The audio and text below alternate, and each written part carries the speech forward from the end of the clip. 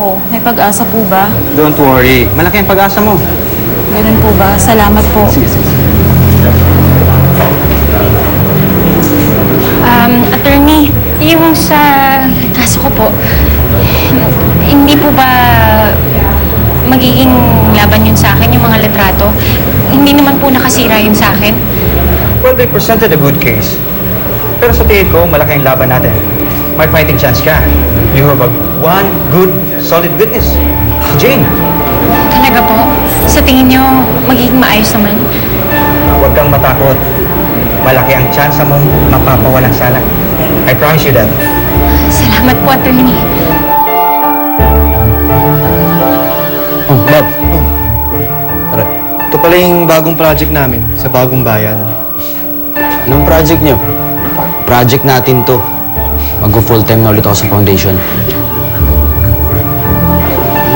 Ito Hi, Michael. Sofia, nakabalik ka na pala. How are you? Ayos lang. I wanted to go back right away kasi I was really worried. So, nasabi mo na ba kay Lolo Ramon yung totoong rason kung bakit umalis si Eliza? Hindi pa. At wala akong planong sabihin kay Lolo. Kaya please, Sofia, huwag mo na lang di ilabas to, maski sa pamilya mo. Dahil hindi pa ako handa sa mga tanong nila. At hindi ko alam kung paano ipapaliwanag sa kanila kung bakit ginawa ni Elisa to. Alam ko mahirap. I understand. Sofia, may meeting pa kasi kami ni Bob, so... Of course. Sorry for barging in. And if you need me, kapag may kailangan ka, tawagan mo lang ako, ha? Sige. Bye.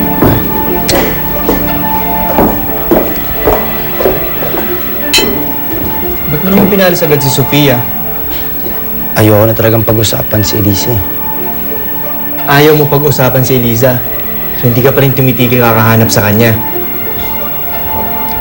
Bakit? Dapat ba hindi na? Gusto ko magpaliwanag sa akin si Elisa kung bakit niya ako pinagpalit sa iba. Gusto kong sagutin niya lahat ng tanong ko. Kaya kahit masakit, kaya kahit pagod na ako, Bob, hindi pa rin ako titigil sa paghahanap kay Elisa.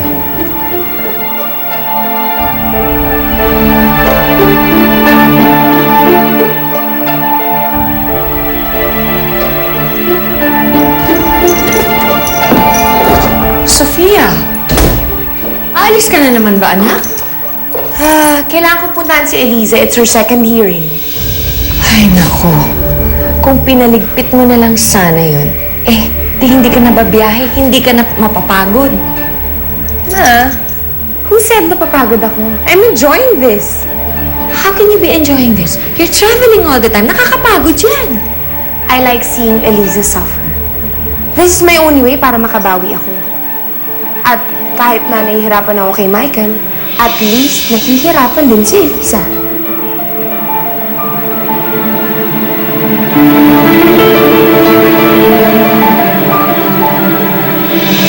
Ako si Elisa Olivares.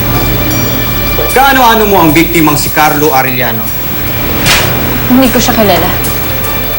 Maaaring bang ikwento ang nangyari nung gabing nahulog si Carlo Arellano sa bangin? Dinukot niya ako.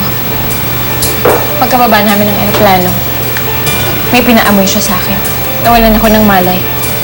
Pag-ising ko, nandun ako sa isang resort. Anong ginawa mo? Tumakas ako. Tumakbo. Hanggang sa nakarating ako sa malahing lugar. Hindi mo ba siya itinulak sa bangin? Hindi po. Paano mo masasabi na hindi mo siya kilala? Hindi ba't magkatabi pa kayo sa aeroplano papuntang Palawan? Nagkataon lang po na nagkatabi kami sa eroplano. Pero hindi ko talaga siya kilala. At paglapag ninyo sa airport, hindi ba't dumiretso kayo ng biktima sa isang resort?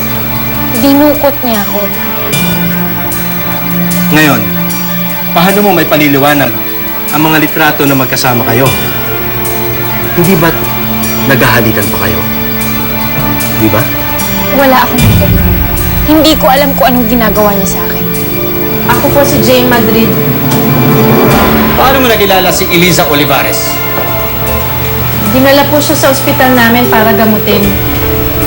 Matagal po kami nagkausap ni Elisa nung ma-confine siya, kaya ako siya nakilala ng mabuti.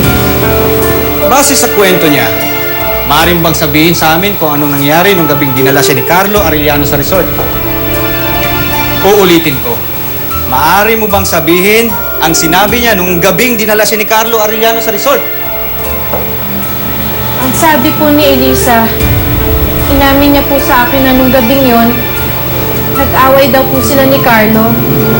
Base sa sinasabi mo, kaano-ano daw niya si Carlo Arellano? Boyfriend daw po niya. Sinabi po sa akin ni Elisa na nagtampuhan daw po sila ni Carlo nung gabing yon. Inaway siya ng inaway ni Carlo.